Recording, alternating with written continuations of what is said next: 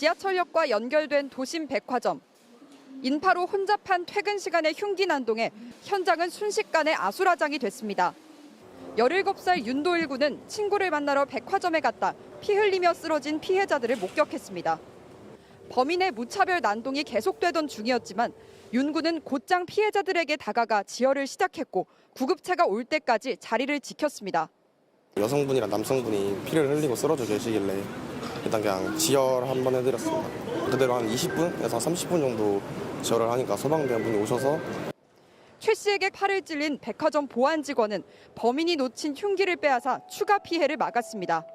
본인이 흉기까지 숨겨가지고 2차 피해가 나올까 숨기고 그리고 이제 나머지 분들을 본인이 인솔을 해서 다른 쪽으로 대피를 시키고 백화점에서 도주한 피의자가 여전히 거리를 활보하는 사이 대피하라고 소리치며 급히 지구대로 달려간 청년들도 있었습니다.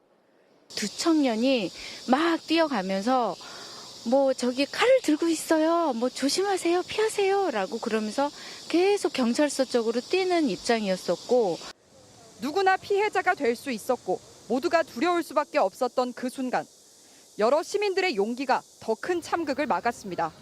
다들 자발적으로 나오셨어요. 그 용의자가 다시 들어올 수도 있는 상황이긴 한데 그 상황에서도 너무 다른 분들 도움 주신 분들이 의연하게 좀 대처를 해주셔서 MBC 뉴스 송서영입니다. 가고 있었는데 사람들이 도망가길래 일단 무슨 일인가 궁금해서 가봤는데 이제 여성분이랑 남성분이 피를 흘리고 쓰러져 계시길래 일단 그냥 지혈 한번 해드렸습니다. 상처난 부분을 그냥 손으로 그냥 세게 눌러가지고 그냥 그대로 한 20분에서 30분 정도 지혈을 하니까 소방대원분이 오셔서 이제 응급처치하시고 어머니랑 같이 구급차 타고 실려가시는 것까지 봤습니다. 여성분 같은 경우는 이제 그냥 옷이 거의 다 피에 적실 정도로 좀 많이 나고 있었고 남성분 같은 경우는 이제 스스로 이제 좀 지혈을 하셨는지 막 너무 그렇게 심하게는 나시지 않았던 걸로 기억합니다. 피의자를 대충 보긴 했는데 그냥 검은색 모자에 검은색 후드 그냥 뒤집어 쓰고 그냥 도망가는데 이제 그거를 경찰관들이 따라가는 것까지 봤어요. 제가 학원도 여기서 다니고 그냥 친구들이랑 자주 여기서 노는데 사고 날 때마다 딱히 그렇게 심각한 사고는 안 나서 그냥 괜찮겠거니 했는데 오늘 같은 그냥 칼부림 난 거 보면은 좀 다닐 때 좀 조심히 다녀야 될 것 같습니다.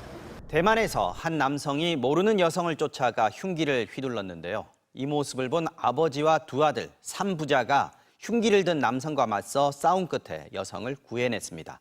베이징 이문현 특파원이 전해드립니다. 한 여성이 캐리어를 끌고 횡단보도를 건넙니다. 그런데 배낭을 맨 50대 남성이 이 여성의 뒤를 급하게 따라가더니 여성을 넘어뜨리고 흉기를 휘두릅니다. 여성은 몸을 일으켜 도망쳤지만 남성의 추적은 계속됐습니다.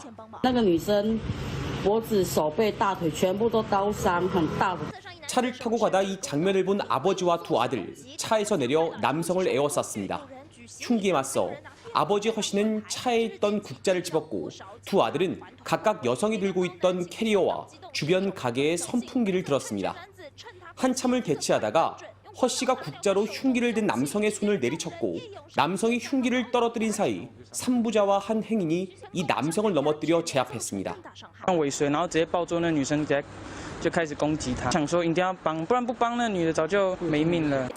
이 사건은 지난 주말 대만에서 한낮에 벌어졌는데 현지 언론에 따르면 남성과 피해 여성은 일면식도 없는 사이인 것으로 알려졌습니다. 이른바 묻지마 범죄인 것으로 보입니다. 출동한 경찰은 현장에서 남성을 체포했습니다. 경찰은 현재 이 남성에게 살인미수 혐의를 적용해 수사 중이라고 밝혔습니다. 또 여성의 상태가 안정적이고 생명에는 지장이 없다고 설명했습니다.